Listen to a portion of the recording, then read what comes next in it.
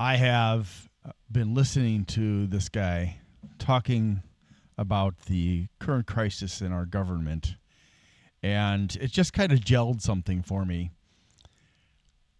Companies like Amazon and SpaceX and Tesla, Meta, and many other large corporations, Bayer, Monsanto, Nestle, the list goes on and on. DHL is another one. FedEx, even the post office. These large companies tend to develop certain habits that are based on money because they have fully embraced the false belief that financial economics is the best way to do things. And in certain respects it is, but overall, when you drive only for one thing, and that is money, you destroy many other things within and without. Intrinsic and extrinsic goals are lost. So I'm going to speak from the example of my former employer, Amazon, and talking about this theory that these large corporations that have become so heavily invested in financial economics, which ignores psychology, sociology, religion, and health, and the environment, and so many other things, such that spaceship Earth is going to be destroyed by these companies, who also spread disinformation about global warming, about pollution, about deforestation, about the negative impacts of junk food and fast food, and the negative impact of eating too much meat, and on and on and on. The list goes on and on and on because their drive is only money. So if you take the knowledge that their drive is only money, that they don't care about their employees, and they only care about people insofar as the higher up you get, the more loyal you are, the more willing you are to break the rules for the benefit of Amazon, the more willing you are to violate laws for the benefit of that company, whether it's Amazon or something else. So this is called bean counting, or at least it was when I was young. And bean counting is basically you get a bunch of statisticians together, and you say, okay, here's what I want to do. Yes, I know it's illegal, but I want to know that is this action, which is potentially going to result in legal action against us by a government agency, by whistleblowers, by disgruntled employees, or whatever. What are the odds that somebody will complain about it? What are the odds that they will go to a department of the government and report it?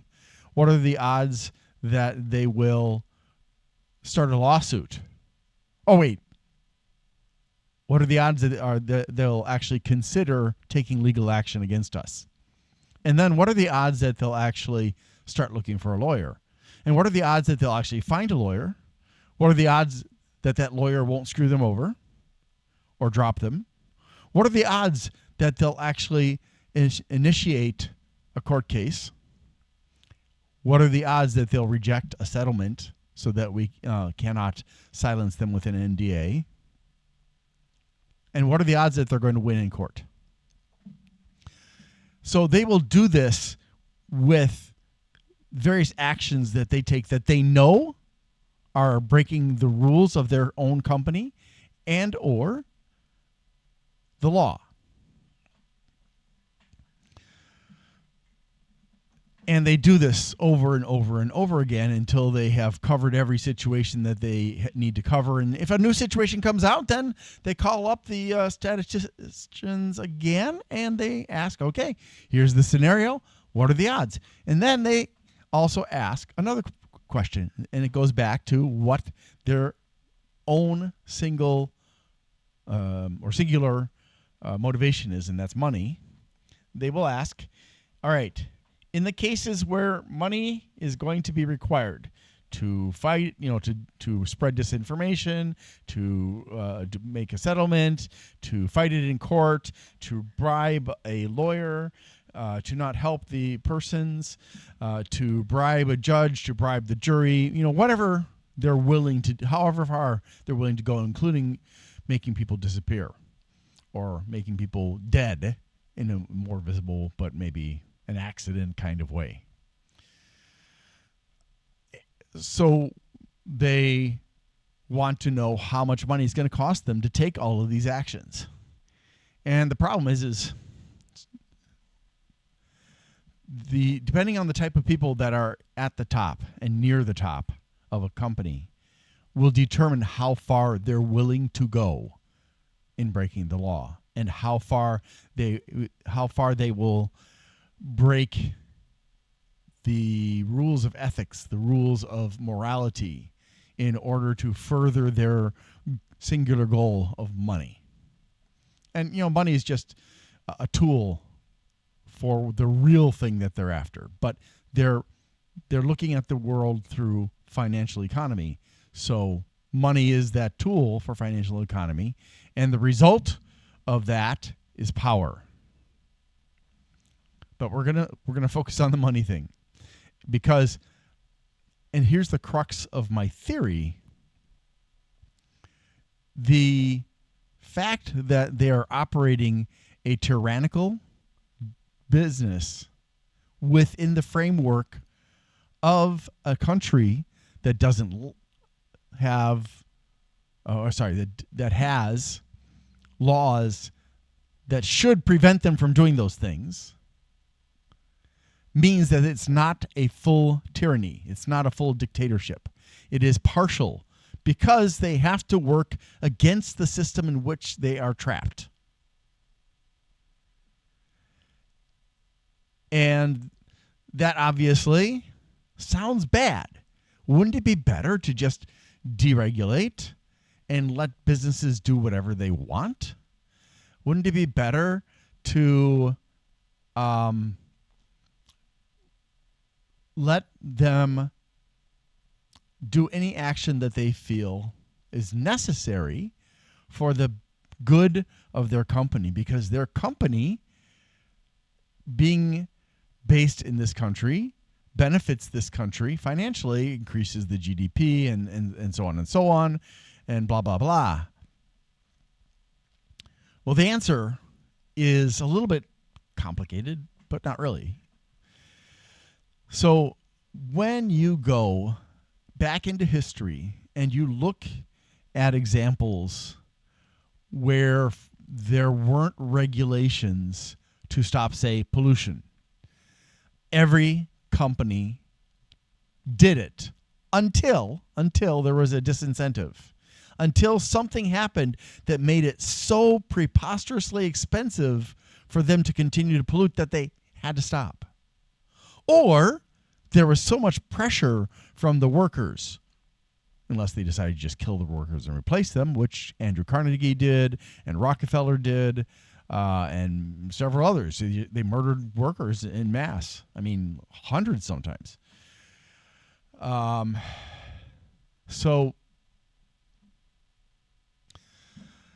I'm trying not to digress here. The further you go on that path historically of not having regulations or not paying attention to the regulations, the more crimes are committed, the more people die of chemical poisoning, the more people that get murdered, the more damage to the environment, the more pollution of air, earth, and water, the more the social fabric of a location is destroyed and becomes reformed for the purpose of being a corporation town which historically has always been, as far as I know anyways, like you can look at the Pullman Company for an example, or you can look at the current example of SpaceX in Brownville, Texas. They're trying to make a corporation, so you can just watch that and see what happens. Corporate town, I mean. So you can watch Aaron Brockovich, the movie. That's another great example. When you have companies that flout the law, that do whatever they want to do, the consequences ultimately and almost always become exceptionally bad for many, many people. Sometimes including the very idiots at the top who made those greedy, selfish decisions.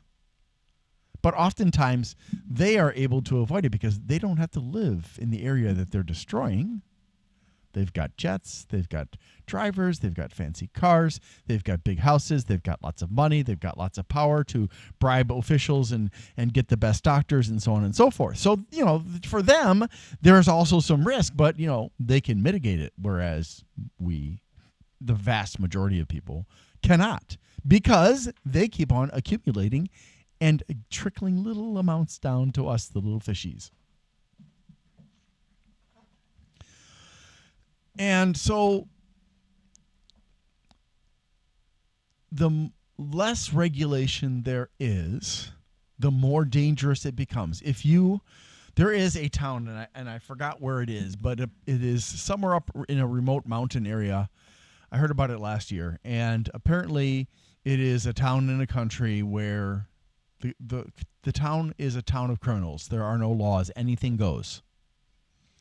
And one of those gutsy news agencies went there, and at the risk of their lives.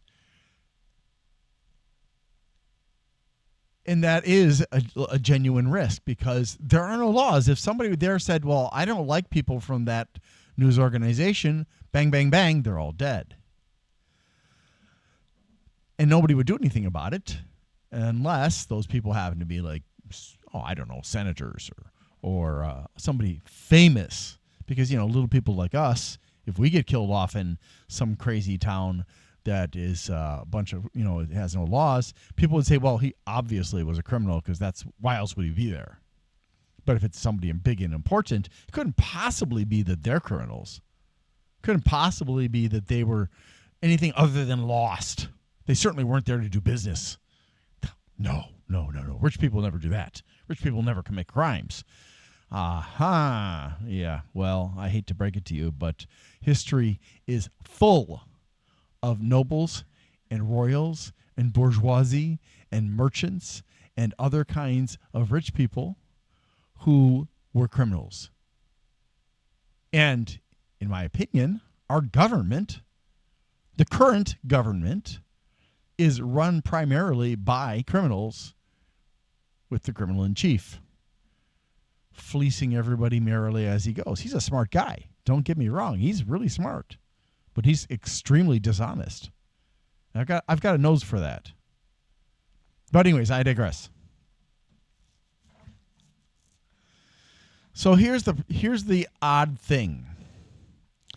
If you open Pandora's box, if you say, okay, no more regulations, you can do whatever you want, which is kind of what Trump and Musk have been doing.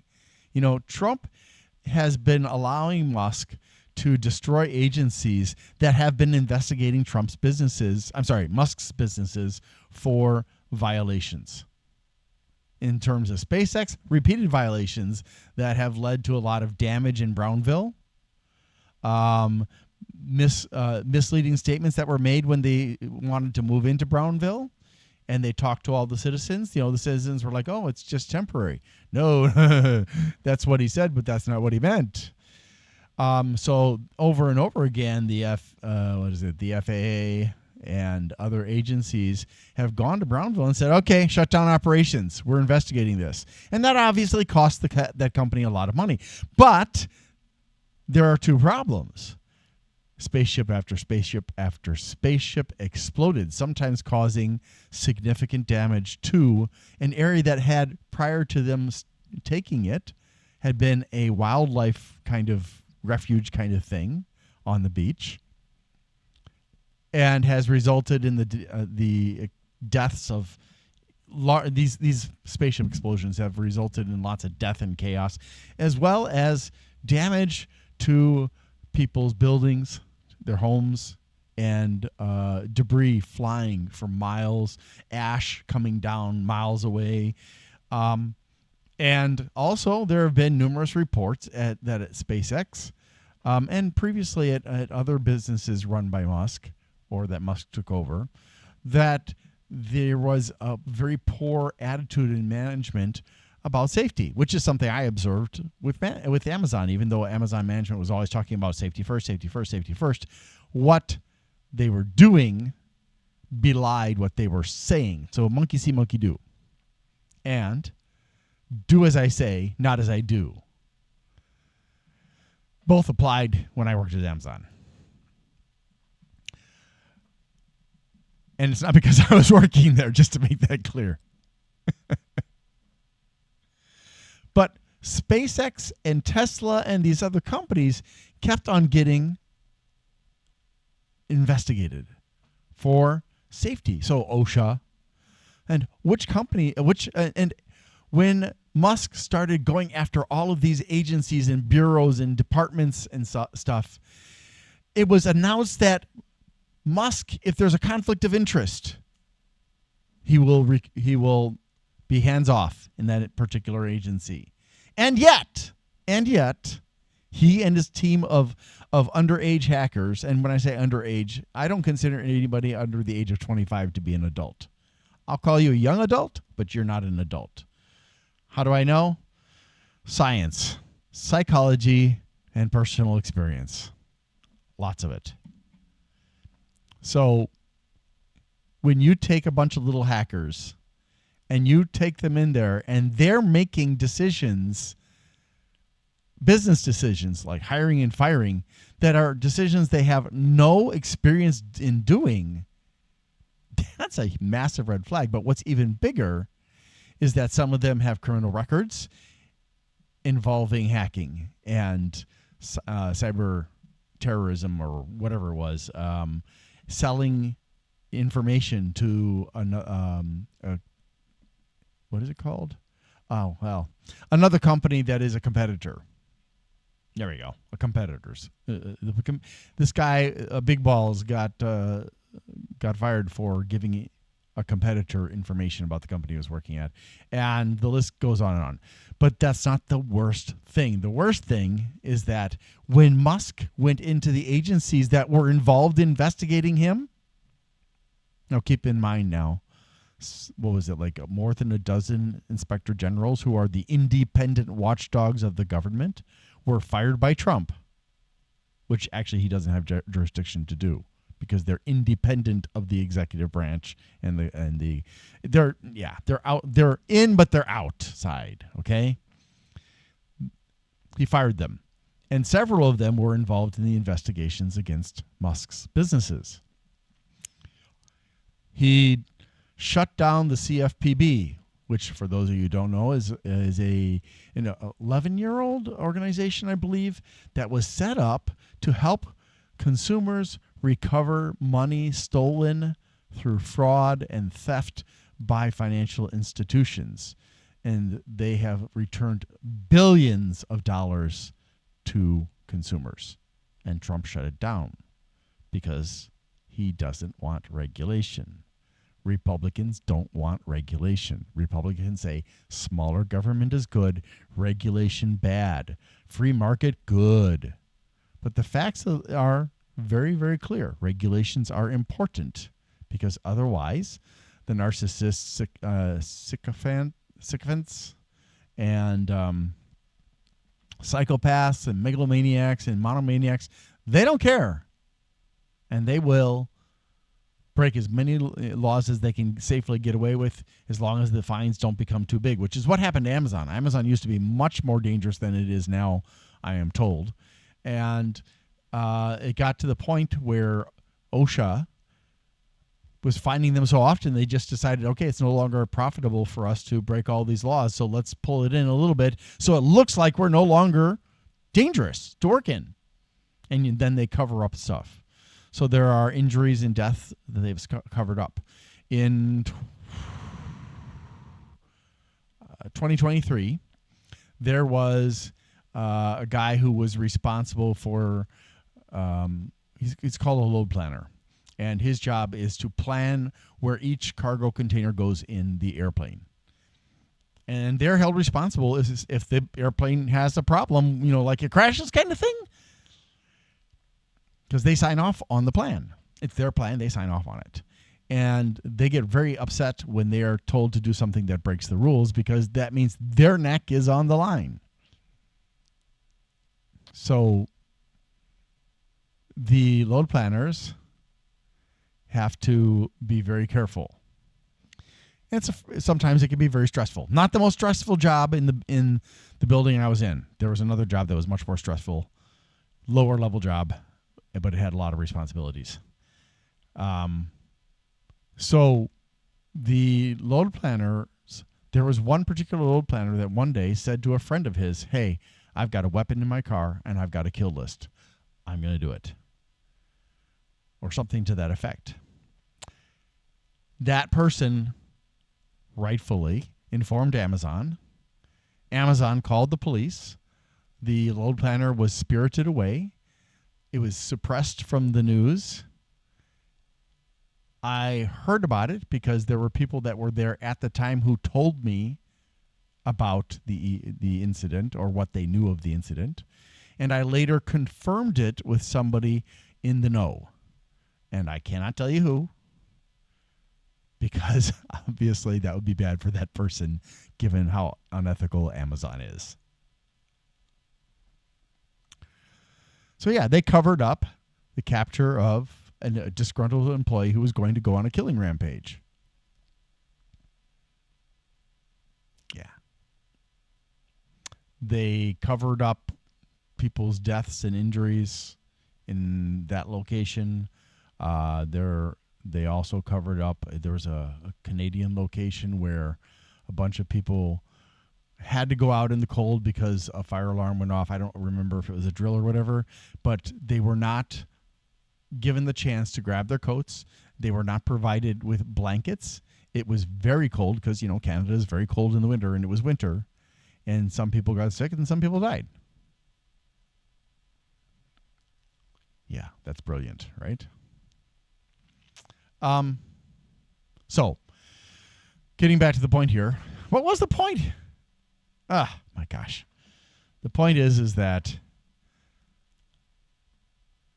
if you take away the regulations, things get worse. Regulations are actually good for these partial tyrannies because it prevents them from the excesses that otherwise will eventually destroy that company and or everybody in it. Okay? Regulations may sound like an onerous thing that makes the government too big, but they are extremely important for normal businesses that want to do things the right way and for the abnormal businesses that are so greedy that they will do literally anything to be on the top.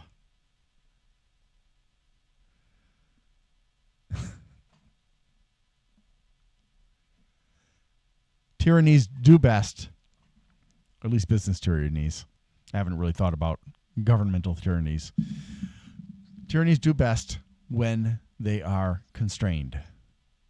When they aren't constrained, a small number of people benefit enormously, and everybody else suffers to one degree or another. Some people suffer really, really, really insanely badly. I mean, we can look at Israel, we can look at Ukraine, we can look at Hungary, we can look at North Korea, Kazakhstan, Kyrgyzstan, and a whole bunch of other countries, where people are miserable. Russia is having problems too. So the theory, again, boils down to large corporations that have gotten where they've gotten by breaking laws. Uber is another great example of that. Uber started by operating within a gray zone that was illegal, and eventually they did a bunch of naughty things. And there are documentaries about that already, but they did a bunch of naughty things to the point that the politicians were forced to change the law so that they could be legal, which is just it's just insane. But that's how these companies work. They work to change the laws, and when they can't change the laws, they circumvent the laws or break the laws as often as they feel is necessary and pay the price when they get caught with their pants down with the little boys and girls from church. That's a metaphorical thing, not a literal thing, by the way. I'm not accusing them of being pedophiles. Some of them probably are, but I'm not accusing them. I'm not talking specifically about Amazon here, by the way. I'm just being general.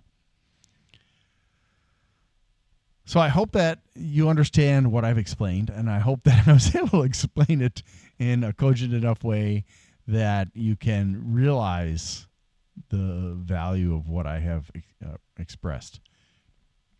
However, realizing that my brain sometimes farts and sometimes goes off on tangents and doesn't come back to the main path. If there are questions, please let me know, and I will do a follow-up video to try and clarify those points. But trust me when I say, if you study history long enough, you will see that lack of regulation always leads to abuses. Abuses of people, abuses of the environment, abuses of mental health, abuses of physical health, the degradation of social fabric, the degradation of cultures, the degradation of religions, the introduction into the marketplace of things that at this point in time we would say should not be in the marketplace. And that's the big problem with no regulations plus a free market.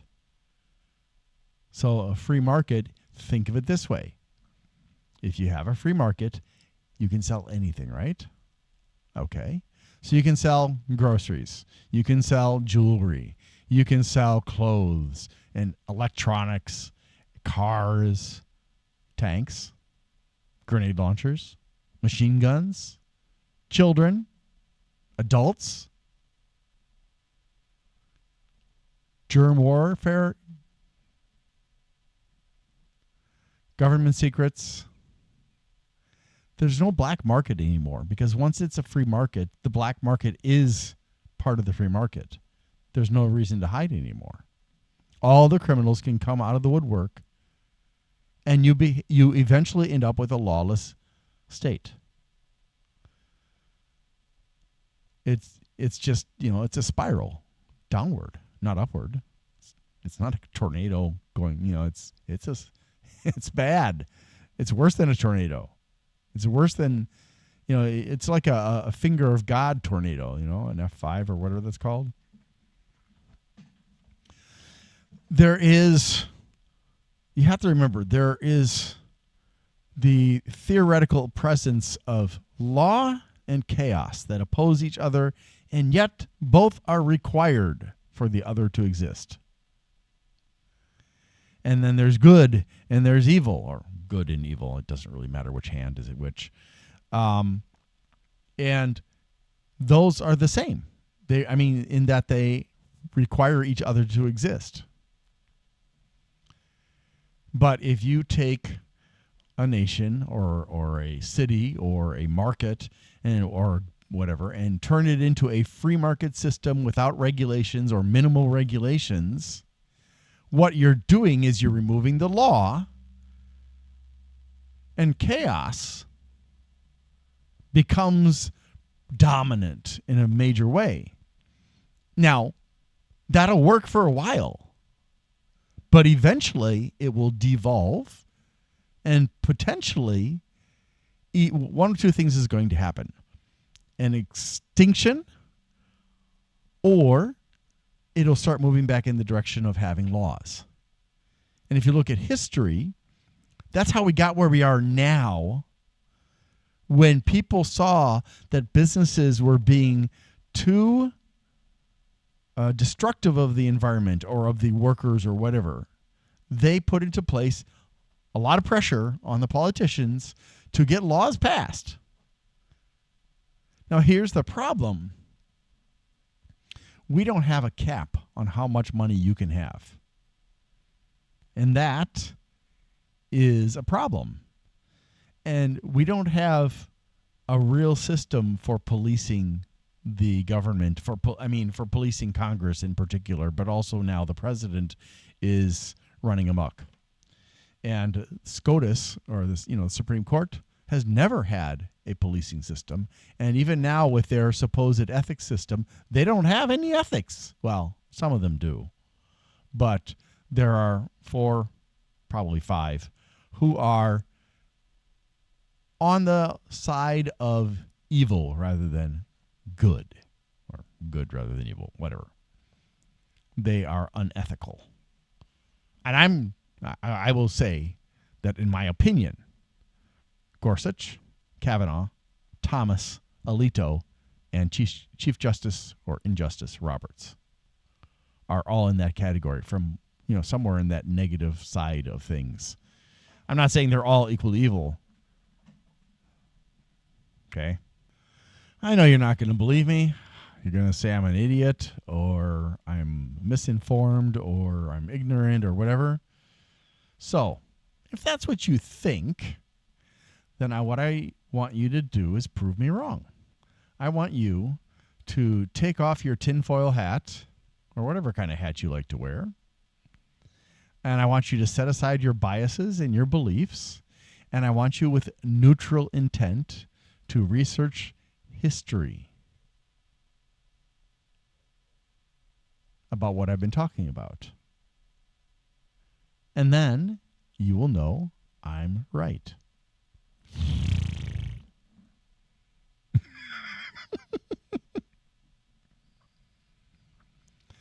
In listening to Senator Murphy, he pointed out something, and I think he missed something.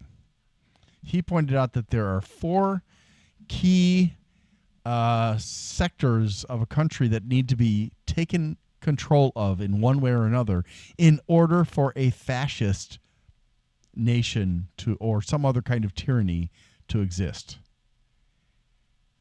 Now, I believe that there are 7, not 4, but let me tell you what the 4 are. Actually, I'll let Senator Murphy tell you the 4 that he thinks are critical. So let me switch back to him. Okay, Senator, would you please explain that to them? And those 4 institutions are the press, the legal profession, universities, and the business community. Okay. He goes on to explain it, so you're welcome to watch him speak yourself. Okay, so there is a theory that was created, and I'm not really sure who originated it. It's called the 7 Mountains Mandate. And it is the belief that if you can dominate these 7 aspects of society, you will control that society. Family, religion, education, which he mentioned, media, which news is what he mentioned, arts and entertainment, business, which he mentioned, and government, which he mentioned. So, I think the reason he focused on those 4 is because the other 3 are more difficult. It's harder in a pluralistic society, a poly-religious society or polytheistic society, to get control or to dominate all the religions. It's just, you have to get the other ones before you can get that. And then once you have that, you've got the families. So once you can dominate entertainment and arts and media and education, then you can use those things to dominate business, and then business is very powerful and it can dominate the government, and at the same time you can carry on with what you've got because you've got 5 of them, right? To get religion, and finally you get the families. And soon you have a dystopian world in which there are the people who are benefiting because they're parasites living off of everybody else, and there are the people who are suffering because they cannot, in good conscience, be one with the people who are oppressing them. It's a brilliantly evil, despicable, unethical plan. And it'll work. And that is what the various groups have been trying to accomplish. There's the billionaire class, not all of them. You know, when I talk about, let me just put it this way. I'll say the elites, and they're not all super rich. Vance is an elite. Thiel is an elite. Trump, Musk, Zuckerberg, Brin, a lot of them, Gates, Buffett, a lot of them are, and the Koch brothers, of course there's only one left, but they're all part of the elites. There's also Mercer, and it's a long list. I mean, America has more millionaires and billionaires than any other country in the world, as far as I recall. So the elites, or the elite class, they have their own agenda, and that agenda is to deregulate and to have a free market, because they don't understand that will result in chaos. They're ignorant. Their greed is blinding them. And then there are, amongst those elites, there are some who want a technocracy, which is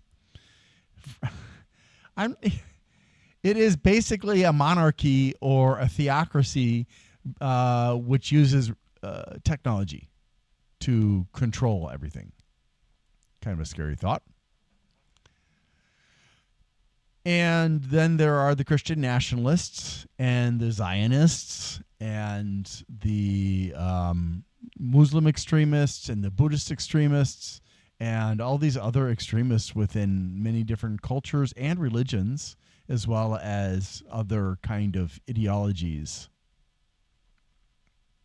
And they're all vying for the same thing. And right now, several of them think they have got their man in the White House. And that would be Trump, of course. So we've got the Christian nationalists. We've got the technocrats. We've got the white supremacists. We've got the MAGAs. We've got the Trumpers, like the libertarians and the regular Republicans, who really believe that deregulation and free market are the way forward, because they also don't understand the consequences because they are not looking at history. And there are other groups. I don't know them all, but Trump has managed to fold them all into his umbrella of hate and deception. And, I can't really blame most of them, because a lot of them are just being puppeted. They're being manipulated, brainwashed, and used to help these rich people get richer. And they don't, they hear what they want to hear, and they ignore the rest. It's the same way with religious people. They hear what they want to hear, and anything that is contrary. And this is something that the more you see it, the more cult-like the religion is. When you are blinding yourself to facts because it doesn't agree with what your religion is telling you, the more you see that, the more cult-like your religion is. Oh man, how did I get on to? Oh wow, I didn't mean to get all the way over to this, but it's true. So I have been babbling now for 39 and a half minutes, so I think this is the end. Again, please put your comments down below if you have any questions. I'll try to answer them in an upcoming video, if there are even any comments, because nobody watches my videos. Thanks for watching and have a great day.